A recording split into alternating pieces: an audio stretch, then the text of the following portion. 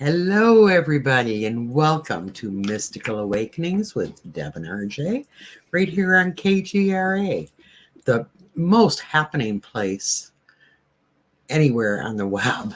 I can tell you, it's amazing how many new shows are starting and all that's happening on the network. If you haven't been tuning in, do so. It's pretty exciting. Right. Yeah, it's wild. So Thursday night. Tomorrow I leave for Dundee, and RJ's not going to make it this time. He's going to be here running the store, but I'll be down there just creating some chaos at the Old Mill Parafest. If you don't have your tickets yet, they're still on sale. Just look up Old Mill Parafest, or I believe they'll probably have tickets at the door as well. It's at Dundee, Michigan, which is close to the border of Ohio and Michigan. And it supports the Tim Rehan and his whole team put this on every year to help support the Old Mill. It's a museum in Dundee, and it's very, very awesome. Old and historical, yeah. Yeah, historical. It's a beautiful historical building. It is haunted. It's right on the river there, and yeah, it's a cool place. We kind of wandered through there one year when we were there, and it's the upstairs and everything is pretty cool. Mm-hmm. So if you can get there, come say hi and wander through the building, because it's totally amazing. Johnny Zaffis from Haunted Collector will be there. They have the godfather or father of the paranormal. Yeah. And one of my favorite people. Yeah. Tim Malley from Wisconsin will be there, and autographs for pooches. Mm-hmm. A paranormal event that he puts on to raise money for shelters. And the Goose is going to be there. Yes, yay, Ray. And Adam. Don't even try. Adam will be there. He's a great guy.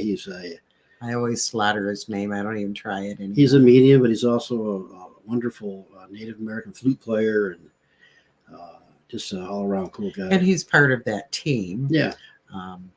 And very involved in the Old Mill. I think he has his own podcast somewhere. Yep, Beyond the Silence, I think is the name of it, with Debbie Markham. Taylor Bushman. Yep. And Jerry Holland. So. Yep, and Swappy, of course, will be there, the whole team. I call him Swappy, SWPI, Spirit World Paranormal Investigations, with Tim and Adam and the whole group. So that's going to be really cool. I'm looking forward to it. It's a whole day of fun. Fun. So what else is going on next week? The week after, we'll be in Sault Ste. Marie. Yeah, doing the what is it? 323 Avenue. Is it really? Something like that. Let me check that out. Let me see. Does it say 313? Okay. 313 venue in Sault Ste. Marie. All right. It's the Enlightenment and Intuition Conference. RJ and I will be there speaking, putting on a little, group thing with numerology. That's why you got me excited at 323. That we have a numbers. Book, yeah, we have a book that talks about the 323. 325. Oh, 325. Excuse me. Yeah. But there's going to be some really cool things happening there too, and tickets are on sale there. It's posted on my Facebook. And you can, type in Enlightenment and Intuition Conference to get all the info. It's more, instead of paranormal based, it's more about meditation, empowering yourself, quantum healing, hypnosis, metaphysics, all the metaphysics and spiritual, because that's another big part of who we are. You're going to talk about Reiki. You're going to talk about chakras, and even cannabis healing and all kinds of stuff. So right, and using numbers, finding the numbers to find out who you truly are. Yeah. I'm excited for that because, I've learned from my husband that everything is vibration and frequency. And, that's numbers are like the universal language. Right? Yeah, they have their own language and their own meanings. And when you hook them to your name and your birthday and everything else, it tells a whole lot more about you. So yeah, it's pretty cool. I can tell you, I was totally blown away when we met before we dated or anything like that. RJ did my numbers, and I thought, how in the heck can these numbers describe me so well? It's pretty mind-blowing that to use your birth name and come up with these numbers and your birth date, right? Mm-hmm. And find out what someone's life path is, and their soul number, their mind number, personality number. Her soul number is 11-2, which is the number of the psychic. She's a psychic medium. So that's your purpose. That's why you're here this time. When I say this time, because I believe, you have many times. Mm-hmm. So yeah, it just, everything works out. And you have to be careful. You have to have the numbers right. If you don't, it's not right. But right. So I used my brother, who was the top numerologist in the world at one time, did more readings than anybody out in LA. His clientele was a lot of actors out there and a lot of really cool people. And he did over 40,000 readings before he had to give it up. But he came up with a system. So I use his system. But when I do somebody's numbers, I encourage them to look up all the information you can on anybody's site, just to help you. So, but he always said it was a blueprint, and there's no really negative part of it. The negative part of it is you're not vibrating with that number and what it stands for. So, it's very cool. I really enjoyed doing it, and I was blown away too when I had my numbers done by him. I'm carrying on his legacy. I am in no way near what he could do, but I'm trying, and it works, and that's why I do it. Yeah. And his system is called the Cassett system of numerology, Kassett. It's my mother's maiden name. Mm-hmm. And his website is actually still up, of course not active, but it's Your Life in Numbers. So feel free to look that up, and you can see what he did. It's pretty impressive. He was a very amazing human being as well as a numerologist, highly intelligent, and as stubborn as he was intelligent. Very eccentric. Very eccentric. He lived with us the last 2.5 years of his life, and he was a trip. It was definitely a trip, but I learned a lot from him, and I've learned a lot from you. Yeah, same here. Yeah. The whole, thank you. Well, thank you, sir. So how's everybody doing tonight? What's going on? Here we are in November. It's fall. It's like, what in the heck happened to summer? I feel like we worked it away. It's been a pretty busy summer, hasn't it? Yeah, it's funny you say that, because her and I are in the same year, number-wise, and this was a 5-year for us, and 5 is nothing but busy, unexpected happenings, and there's no control over it. You just got to take it as it comes, but you never know what's going to come around the corner. So it's been a challenge. I'm glad I only have to do it every 9 years. Yeah. So. And it's, I think it's really important to know the year that you're in, because I'm telling you, I never gave that any thought before we met, but it makes a difference. So yeah, if you want to figure that out, you take the month and the day you were born and add it to the year. So mine's 9/16/2023. So 9 and 16, you break it down. 6 and 1 is 7. 9 and 7 is 16. And 2023, 2, 4, and 3 is 7. So it's 2, 4, 7. So 7 and 7. So it's 7 and 7 because I have a 16, which is 7. Then I have another 7. Add those together, that's 14. Add the 1 and the 4, and that's a 5 years. So you can figure that year out, and it goes in 9-year increments. So if you're in a 5-year this year, you'll be in a 6 next year, then a 7, 8, 9, and then back to 1. Mhm. 2. So that's how you figure that out. So every 9 years is going to be like this. Oh dear. Well, you never know with the 5. It could be whatever. So this year has been totally unpredictable, totally chaotic, and out of control. The 5 has a lot of irons in the fire. It's a good year to travel, meet new people. But like I said, it could be very overwhelming for some people. Mm-hmm. A lot of activity, a lot of unexpected happenings, a lot of magic, a lot of just busy. It doesn't sit down. It doesn't. The next day you're on to something different, or something else comes to you. Yeah, that's the way it is.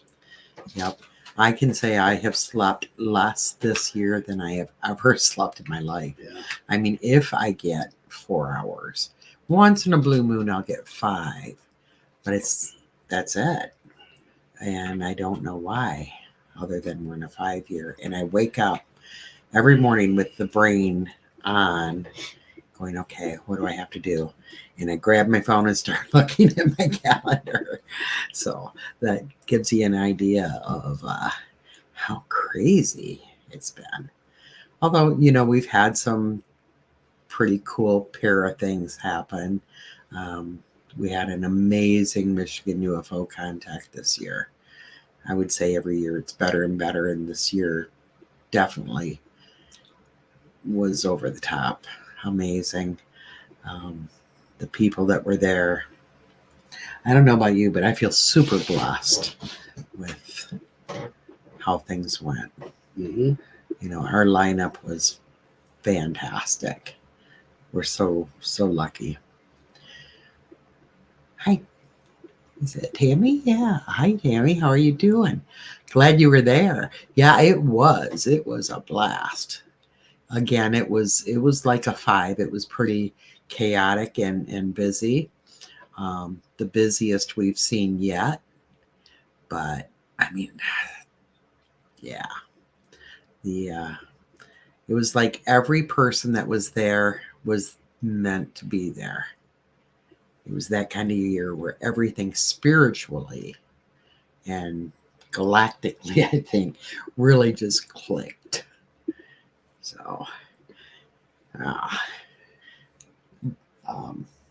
what was your favorite part of UFO Contact this year? That we got through it. Okay. Yeah. Well, it was pretty busy and a lot really different, but it always turns out good. And each year it kind of comes up with its own kind of little theme, and it works out pretty good. Yeah. And of course, before it was even over, we were starting to plan next year. No details coming out yet. Maybe after Christmas. Yeah, maybe.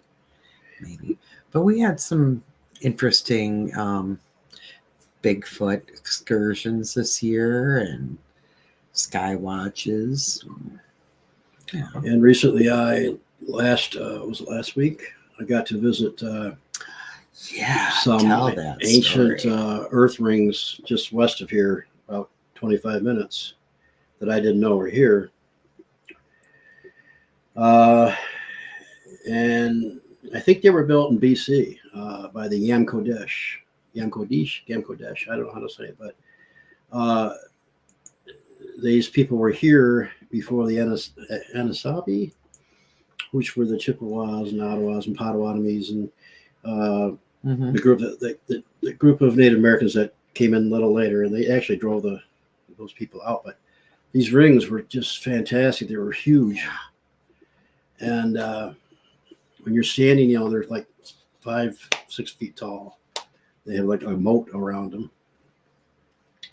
And we were inside, and I noticed that these trees were bent over, in this one area, one after another, held each other down. I mean, it was just, it wasn't natural for sure.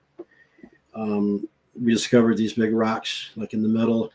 We discovered that they lined up true north, and a smaller one lined up magnetic north. So like 10 degrees, 8 degrees, whatever it was. And so we discovered a lot of cool things there, and it was just cool being in there. You could feel the energy.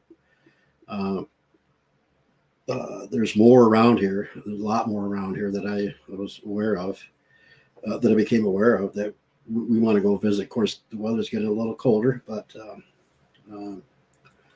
they're all in this area. It's pretty cool. And they're very ancient. The Yamkodesh, I think that's how you say it. I'm not butchering that, but they were here from like 200 BC to 300 AD. So a long time ago. Wow. And they made pottery. They knew mathematics. And where'd they come from? I mean, who were they? Yeah. They weren't I don't know if they're the original Native Americans. I think there may have been somebody different. I don't know. Who knows? But I'll have to do some more research on it. But yeah, I wasn't able to go. Oh, it was kind of your thing with your friends, but I'm hoping in the spring to be able to see some of that. Yeah. Hi, Terry. Yep, we are now on at 7 o'clock instead of 8 o'clock. Rupert is on at 6 o'clock, and we follow him. Yeah. So, hi, Natalie. I'm glad you're joining us. Yeah. We appreciate it. So yeah, there's a lot going on around the world, and you and I and Michael Carter and Deb Cobble and Mary Bassett, we always discuss like what's going on. There's a change going on, and you can feel it. Of course, we've been feeling this for a few years now, but there's I don't know. You just got this feeling that something's got to give. Something's got to break here, and I think it may happen. And I think it's going to be disclosure, big time disclosure. Yeah. Well, for one, and we talked about it on the Voices of Contact, or we will be talking about it in the recorded show. We talked about it. We are in the age of Aquarius. This is all new. We're still adapting. And as Andrea would say, holy shift.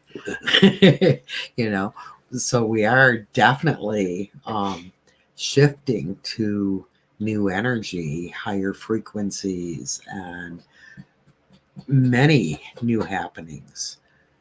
I don't think that most of us stay planted in the third dimension any longer. We're kind of traveling the dimensions. We are into the age of Aquarius, and it's going to evolve no matter what. What 2016 and 17, you and I were talking about as the Earth rotates in the galaxy, every 13,000 years it goes through this golden band of energy. Yeah. And when we go through that, the photon energy literally changes us, and it changes. We evolve in it. It just changes this period. We talked about this experiment that they took salamander eggs and frog eggs. A Russian scientist did this, and they shot photon energy through the salamander eggs onto the frog eggs, and those frog eggs turned into salamanders and hatched as salamanders and lived as salamanders, but they were originally frog eggs. So you can read this You can pull it up. So this energy, this photon energy that we are going through, it takes about 2,000 years to get through it. It literally changes everything. It changes everything, not only our planet, but the other planets that go through it. And they've discovered this big golden band around the galaxy, and most galaxies have them. It's kind of a divine way things were set up as they rotate through this, this band every 13,000 years. Now, what happens when we get out of it? I'm not sure, but that'll be a while. Yeah, it'll be a while. Yeah. So, and maybe we'll all be salamanders or frog eggs or something. I don't know. Anyway, it's pretty cool. It is. And it's kind of the biggest thing that when I discovered this. Here again, a lot of people just let it go right over their head. They don't think about it. So, yeah, these are amazing times. Yep. Yep. You are so right, Natalie. And you're another beautiful part of it. Absolutely. Well, I remember in 2015, and we hadn't met yet. We didn't meet until 2016. But I was almost like in panic mode.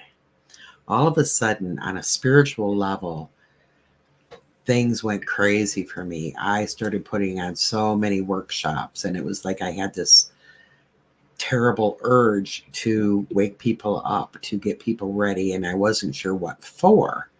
But I really feel now, looking at it, it was, I believe, even at that time, we were coming into the age of Aquarius, and spiritually, they wanted us to prepare.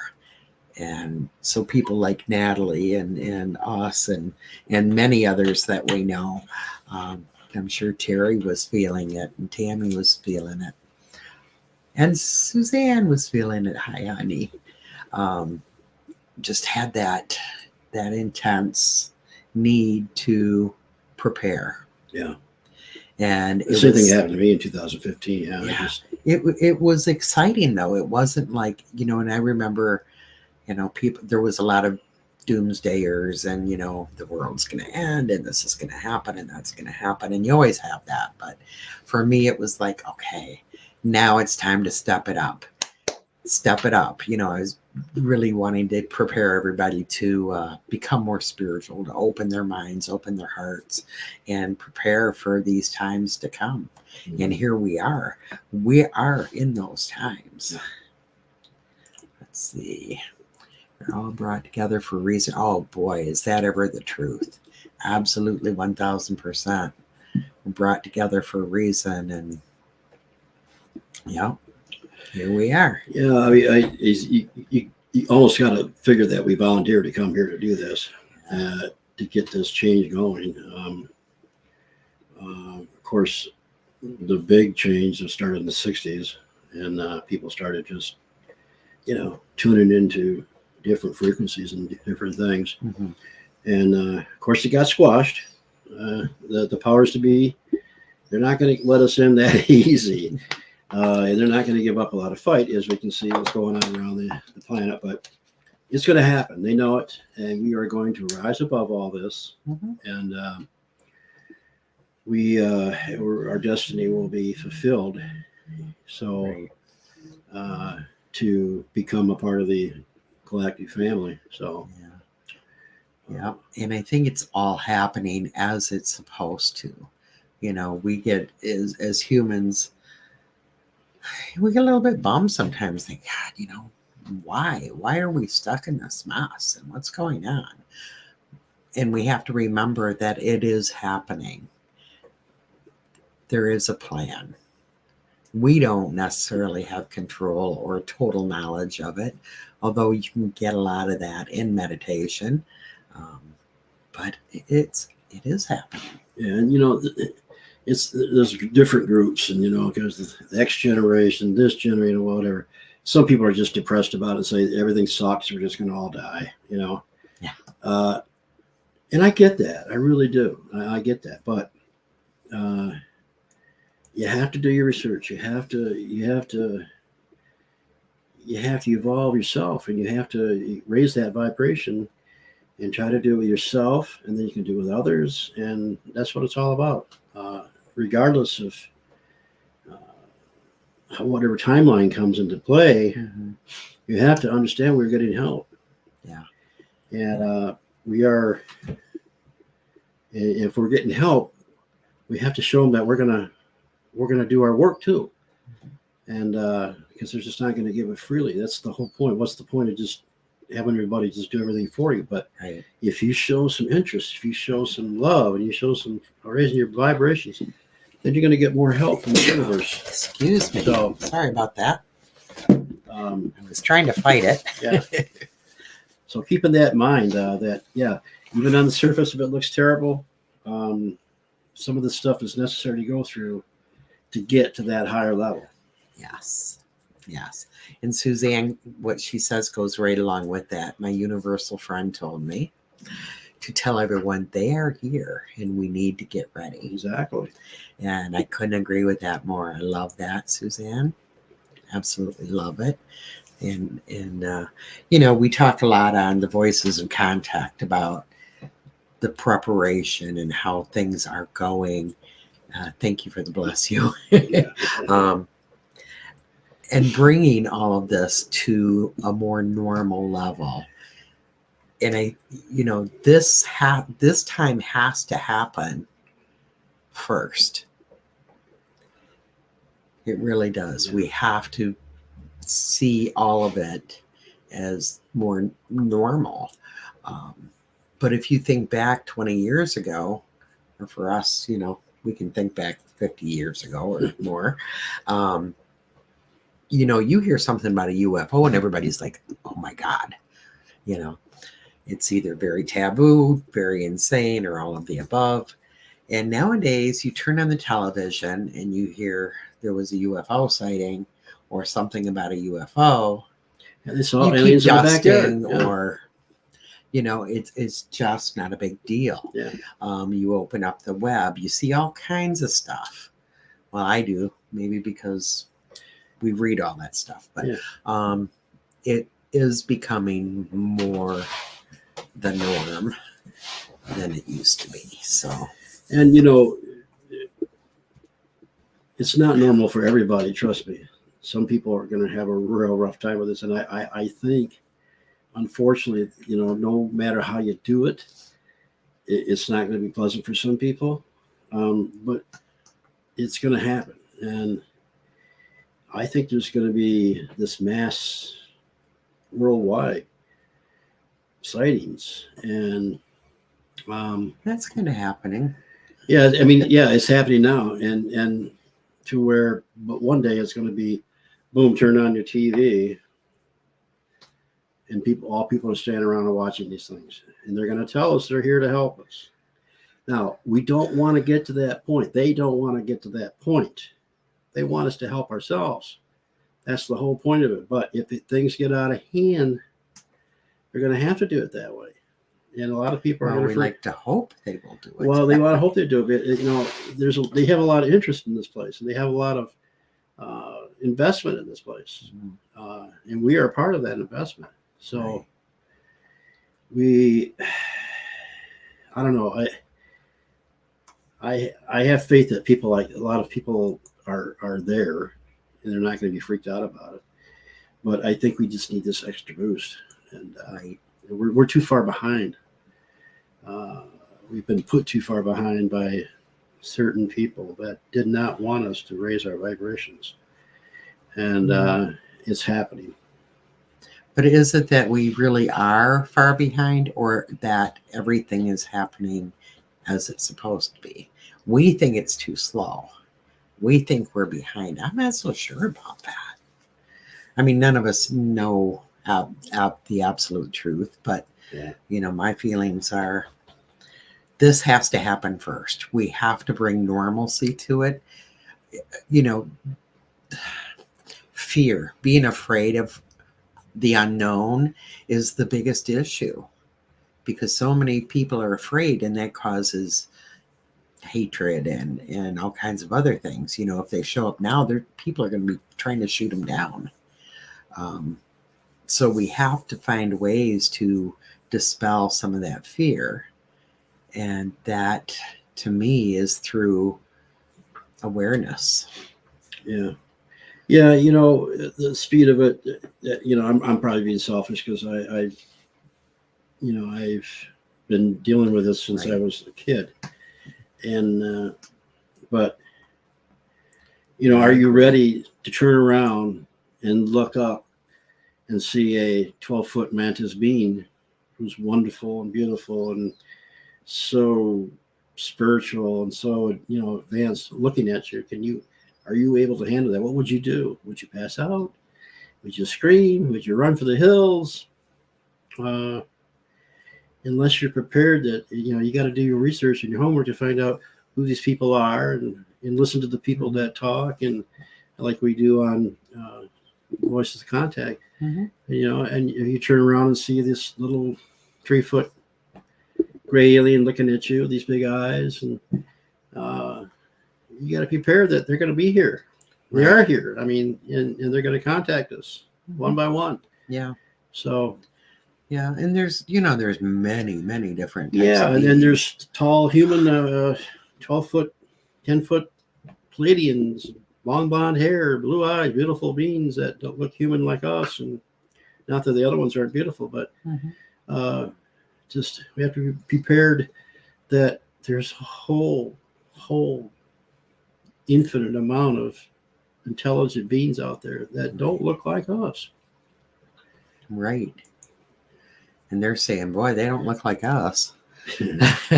Suzanne, I was told the universal friends are here to mitigate the energy coming in right now because, as everyone here knows, it's very intense right now. Right. Yeah. And I think that intense is also for a reason. Mm-hmm.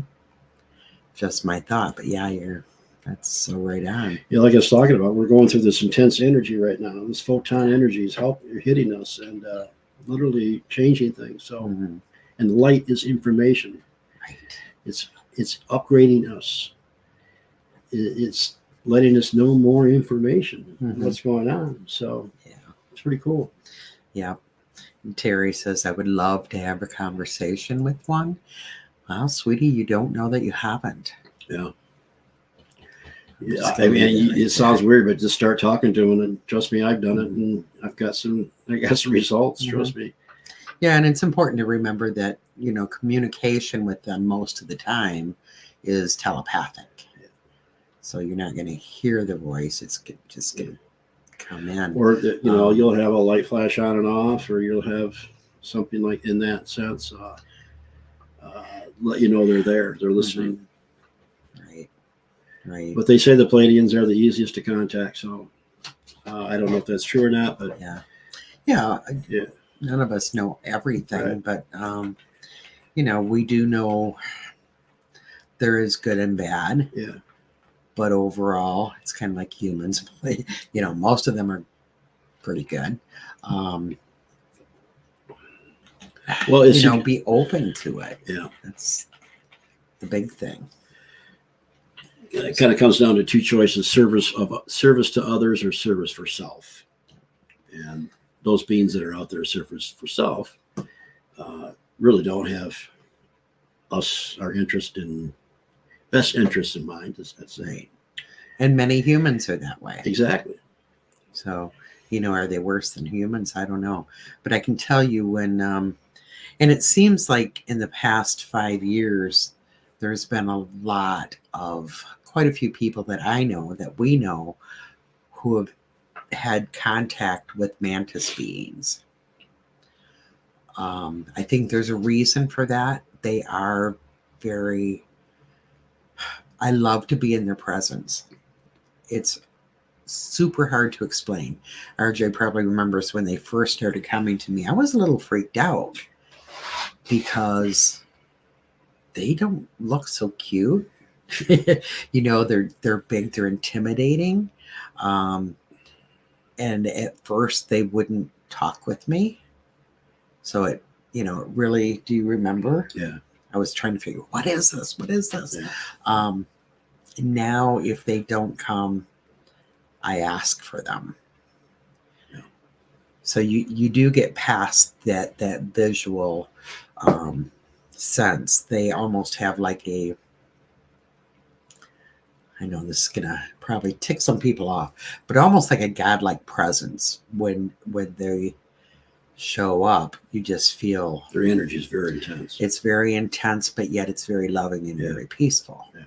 And you can look at them, and the brain can say, "Ooh, that thing could really eat me or something," but your heart just knows that's not going to happen.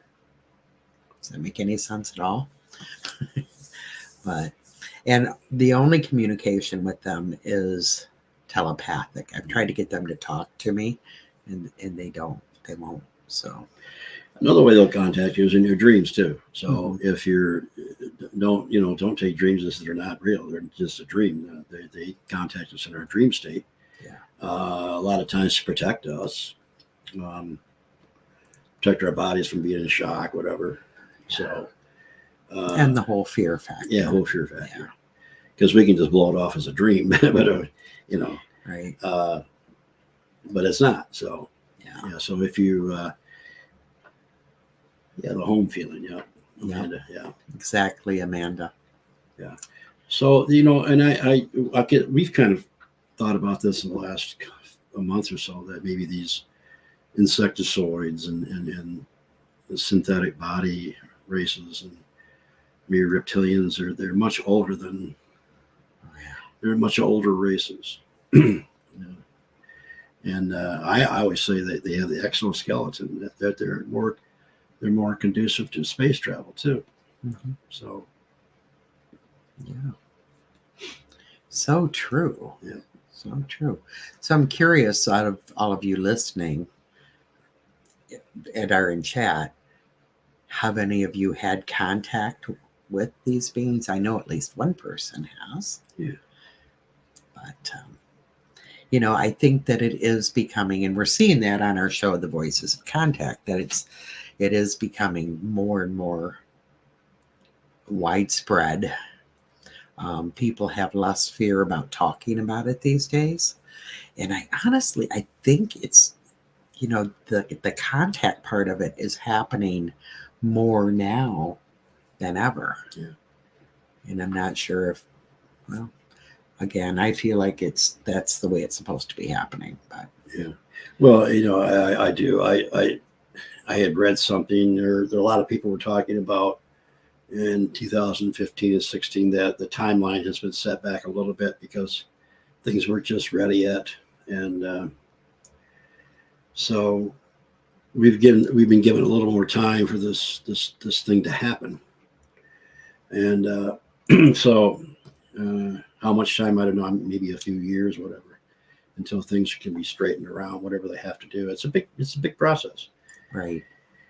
And so, but I can tell you, the people that do not want this to happen know this. They know it's happening, and they will do anything and everything, and to the point where they would just destroy us to not let it happen, to lose their control and their power. But you gotta have faith in power. Not going to happen. Yeah, you gotta have faith. Yeah, you gotta have faith in this. This is going to happen. They know it. Right. So, like I said, the things on the surface look horrible, but in the background, there's a lot of work going on. Yeah. And Suzanne, I don't know if you want me to talk about the other show, but she has been abducted. She does talk about it because it will. The information that many of the experiencers that Mary regresses and we have on the show, that information really is so vitally important to. So Suzanne was one of our, and I didn't even know it until a few days ago. Yes, whenever that was, Suzanne.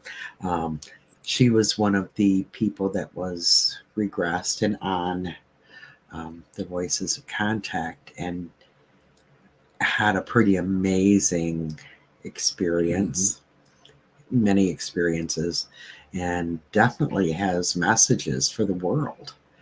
So,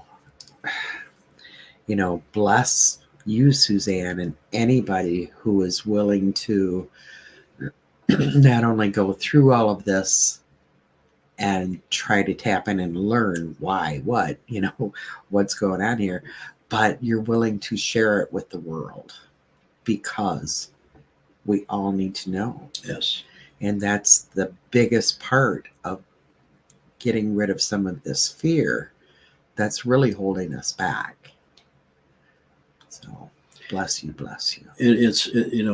I've noticed after doing 30 some odd shows that a lot of these people that have been regressed, they have similar stories, and so that gives it even more credibility, that the fact that the same message is coming through all these people, and there's a purpose behind it, and there's a reason behind it, and something very good's going on. Now, was it that way all the time? I don't know. And I think back when our government probably agreed to have this abduction thing going on for the hybrid program, I don't think things were as pleasant. What I'm saying is there wasn't enough rules put down how we're going to do this. And I think some other people stepped in and said, look, you guys, come on, we've got to do this a little differently. A little nicer, a little more shot more. And I think that happened during maybe starting in the late 60s and in the 70s. And people started having more pleasant experiences.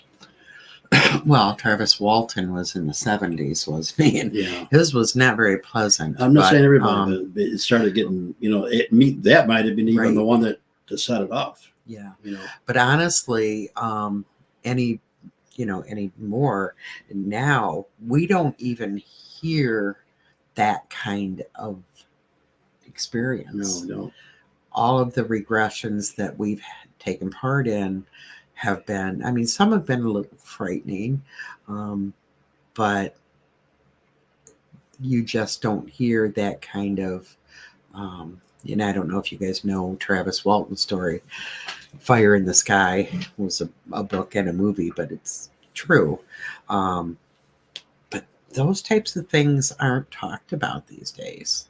Yeah. So I think they've learned, many of the other races have learned that humans need a little more compassion and patience and all of that. It's pretty interesting. It's pretty interesting. My twin just told me she keeps having the same dream about little monsters hiding around the house. I got goosebumps. She never has said anything remotely like this at all. Yeah, little monsters. Yeah, little monsters.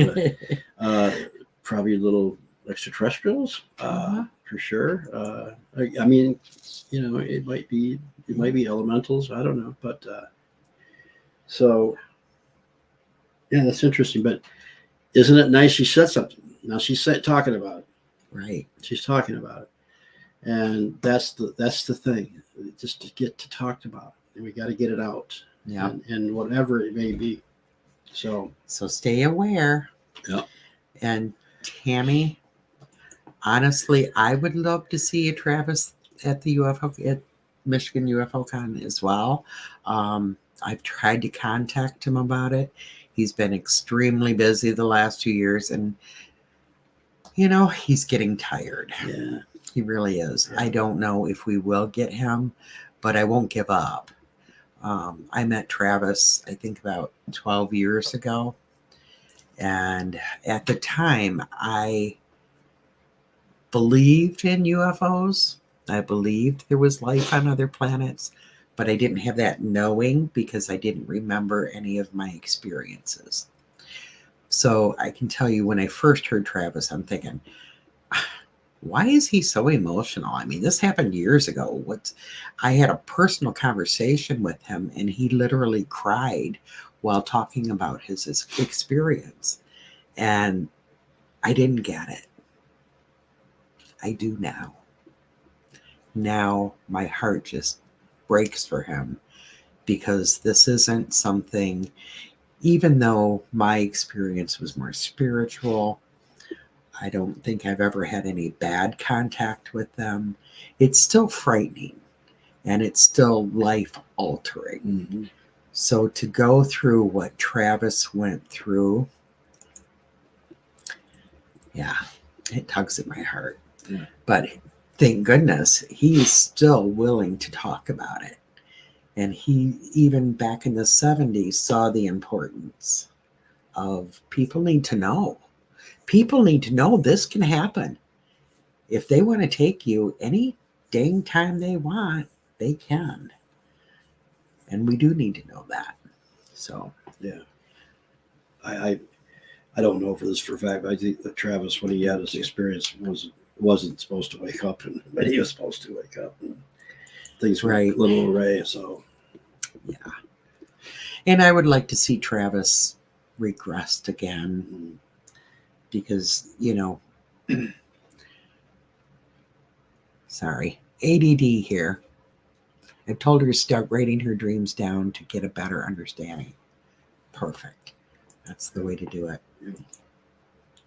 Anyways, we do also experience people who believe they had a terrible experience and they're afraid. And then once they're regressed, go, wow, okay, I had that all wrong in my mind. I was only remembering a little bit, and then it was making me have nightmares or whatever. Once they're regressed, they find out a lot of times things are much nicer than what they thought. And it's typically for a higher purpose. Yes. Would he do that? I don't know. I think he's had it rough. I mean, his whole life has changed and turned upside down, and then he's had to do a lot to get back to some kind of a normalcy. Mm-hmm. Yeah, and poor Travis. I mean, he's such a sweet guy. He will never have normalcy. Yeah. Even years and years. This past year, he was kind of ripped apart over his story again, and that just made me sick because at this point, he shouldn't have to defend himself. It's something that happened. It was very traumatic for him, and just leave the poor man alone. It's be thankful that he's willing to even talk about it, because I can guarantee you there's people from that time period and before and probably after that will never ever talk about what they went through. Yeah. Travis's story scared the crap out of me. I picked up his book at your UFO Con. Yeah. And it did him too, Tammy and me. And like I said, now I understand how and why he's so emotional still, many, many years later. It doesn't leave you. We'll still work on getting him there. Yeah. I don't know about this year, but by golly, I'm going to try. Some people can testify to the fact that I nag a lot. So, she's very persuasive. Yes. If you hear little noises, it's the doggy. Yeah. You gotta go outside. She's here making noises. She's over with us today. So yeah, it's there's a lot going on right now, and everybody feels it. Who can feel it, and that's more than a lot of people can feel it. What's going on? There's something happening, and we're all on our edge of our seats watching the movie and waiting for the next scene. What's going to happen? It gets more interesting as we go on. So we just. It's up to us how this is going to turn out. Mm-hmm. And and we have to remember to stay united, try to see the bright side, the positive side to all of it. Was his real story much different from the Hollywood version? It was different. I don't think a lot different. Honestly, I don't really remember the Hollywood version. I think I saw the movie when it first came out years and years and years ago. And this is Nina. But I don't remember, it was so long ago, I don't really remember other than it was like, holy crap, that's horrible. They can't be real. So I don't know if his real story is kind of frightening. Tammy says the movie was scarier than the book. Yeah. So it was probably, a lot thrown in there just to make it a movie, make it a thriller and all that. I think she's Minga, and it was Nina. Nina, Nina. Yeah, she's a little princess. That's a cool name, Minga, though. I like that. I do too. Yeah. She might want outside, so. Okay. Well, we're down to 2 minutes. Yeah. So we'll just remind everybody this weekend, Old Mill Parafest in Dundee, Michigan. Be there. Oh. Okay, Bill, I want to put this up. Okay, this really is Bill, our producer, speaking. I spoke to Travis for hours. The scene in the craft upset him as being Hollywood BS. He wants to make a feature film based on his true experience. That would be fantastic. Yeah. I would love that. Yeah, like I said, I don't really remember the Hollywood version. But well, I think that, times are so different. People's views on it are so different these days. I would love to see him regressed again and a new movie made with more truth. Maybe dispel some of the fear. And that's, Hollywood is one of the reasons that people are so darn fearful, because that's how they make money. By golly. So again, everybody, we love you all. If you can be at the Old Mill Parafest this coming Saturday, the 11th, be there. Tammy will be there. Woohoo! Rhonda Hart. Hi, Rhonda. Caught us right at the end. We now start at 7, go from 7 to 8. Rupert comes on at 6. He's right before us. And the following weekend, I'll see you this weekend, Rhonda. The following weekend we'll be in Sault Ste. Marie speaking at the Enlightenment and Intuition Conference up there in Sault Ste. Marie at 313 Avenue Event Center, whatever it is. So everybody take care. Know that we love you. Have a fantastic night. We got to run for the next show. Love you. Have a great week. And yes. Bye-bye. Bye-bye.